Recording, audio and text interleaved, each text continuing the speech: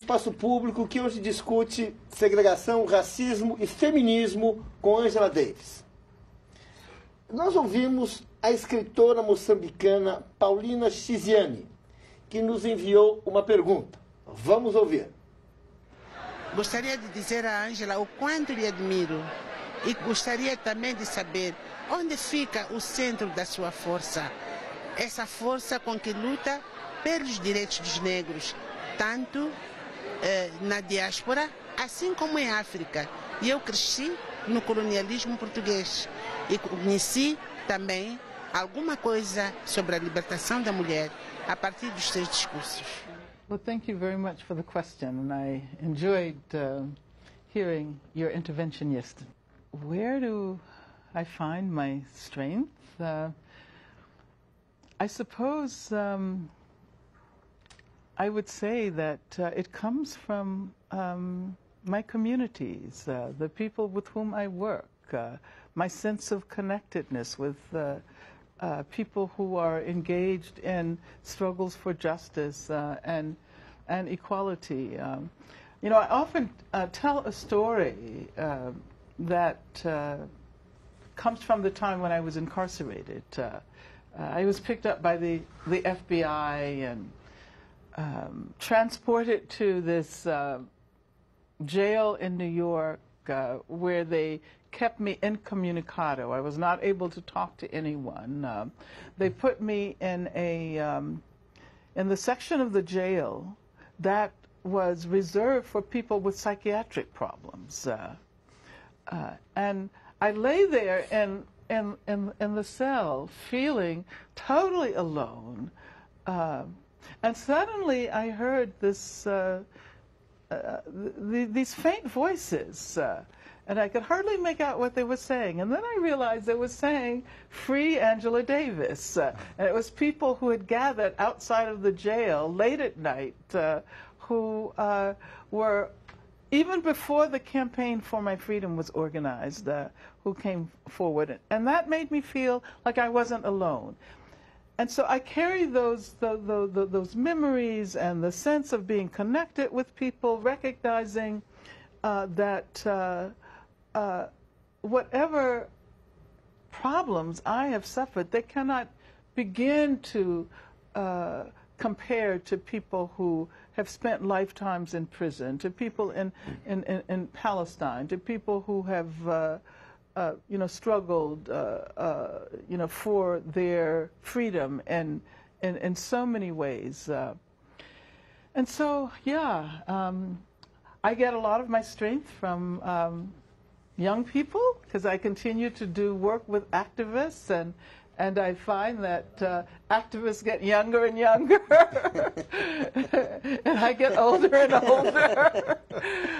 But I think that's good. Intergenerational work is so important, and I recognize that young people are willing to take more risk than those of us who are older, because we're sometimes a little too wise.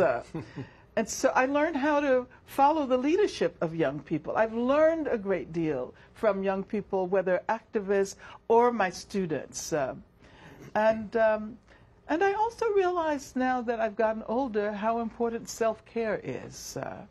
And I've learned from young people that in movements where you're constantly working against something, you have to be able to renew yourself. You have to be able to find ways of recovering. And so whereas 40 years ago, if someone had told me, "Oh, you should do yoga," I would have said, "What?" Now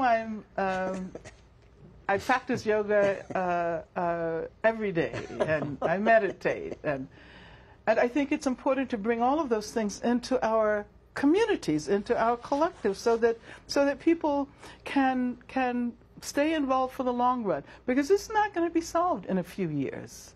It hasn't been solved in the more than 50, no, I should say now, more than a half century that I've been involved, and who knows how long it's going to take.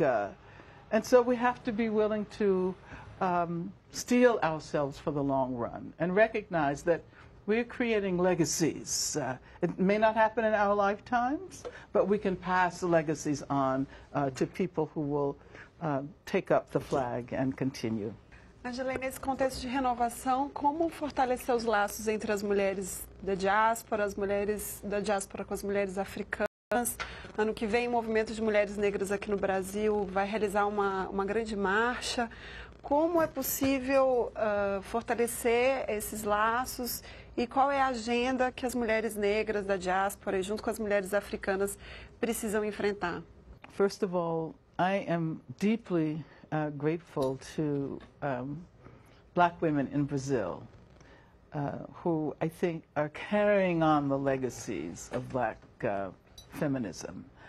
And the Latinidades 2014 conference was so remarkable in bringing together Brazilian women, Afro-descended Brazilian women, or black Brazilian women. I sometimes like to use black because I think it's more all-embracing, and it's a political identity rather than social identity. And I am so happy to hear that there will be this march in 2015. Hopefully, people from all over the world will join in. I certainly think that we in the United States should express solidarity with and take leadership from our sisters in Brazil. Eu gostaria de fazer uma pergunta do Luiz Leão pelo Twitter. Ele pergunta qual o cenário que a senhora enxerga para os direitos das mulheres. Eu pergunto, acrescentando, qual a importância do feminismo que a senhora vê no seu horizonte político, na luta política? Well, to the conclusion over the last period that feminism is absolutely central to our strategies for justice and equality. And feminism, not only because it addresses women's rights, and of course women's rights are extremely important, but also because feminism, and especially black feminism, women of color feminism, helps us understand the interconnectedness of issues. And that is, I think, what we need now more than ever before. We need to recognize that, that women will never achieve equality if we don't also consider how to prevent the damage that is being done to the environment. And so the question of environmental justice and food sovereignty, that is another issue that we need to take up, particularly with Monsanto colonizing the entire world with and the kind of capitalist industrial. Extremely devastated when I come to Brazil and see a McDonald's because it says to me that disease that is being perpetrated by capitalist corporations that are only interested in making money and not in nourishing people and not in serving the needs of people who need to eat. And so I'm excited about the way in which feminism can be used by everyone. It's not about people of a certain gender. It's not about people addressing a certain set of issues. It is about anyone who has a progressive vision of the future, understanding the interconnectedness of all of the issues that affect us. Atualmente, no planeta, nós temos algumas mulheres no comando dos países. Aqui na América Latina, nós temos 3 mulheres governando 3 países. Temos uma mulher na Europa. Como é que a senhora vê a atuação dessas mulheres no poder? Houve uma modificação no rumo do capitalismo? E a senhora acha que agora é a hora, depois de... Good that women have been elected to political office in South America, in Europe. Just as I think it's good that a black man has been elected to political office in the U.S. But I don't know whether that solves our problems. And I don't know whether if we simply focus on changing the faces of those who are at the very top of the hierarchies, whether political or economic, that is going to change conditions at the base. So I've often said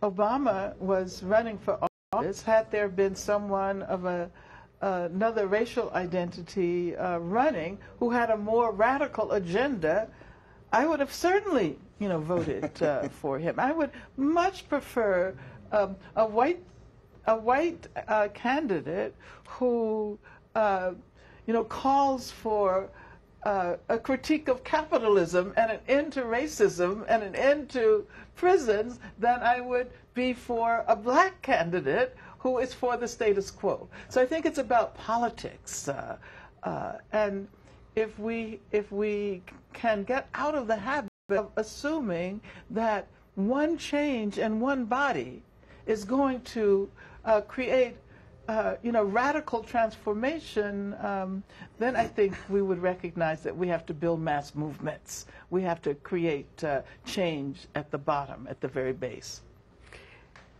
Como você vê, Ângelo, o papel da mídia nesse contexto? Basta democratizar o acesso? É preciso que haja uma mudança mesmo na forma, no discurso da mídia, especialmente sobre a população negra, para mexer nas estruturas do racismo? Aliás, só complementando, aqui no Brasil, a grande imprensa, de maneira geral, é contra as cotas. E quase todo dia sai alguma notícia criticando a distribuição de cotas, tanto nas universidades como no serviço público. Yes, I think the media can play an important role in transforming the way people think, in transforming our ways of imagining the world. And of course, with social media, we're now confronted with the vast influence of ideas that are communicated instantaneously. And I know that in the U.S., the established media continues to promote, certain regressive ideas.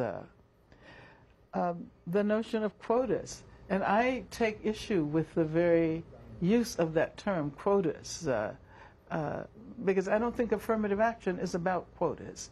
It's not about quotas. And when we call it quotas, as the media often do, that conveys the impression that we are pitting individuals against individuals, when actually it's about trying to begin the process of undoing what has long, a process that has a very long history. Affirmative action is often represented as a white man against, say a black woman.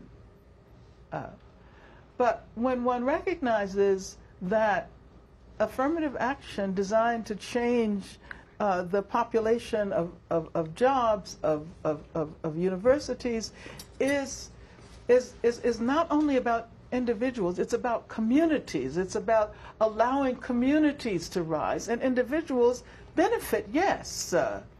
But I think that we have to begin to change that way of representing, simply being white people against black people.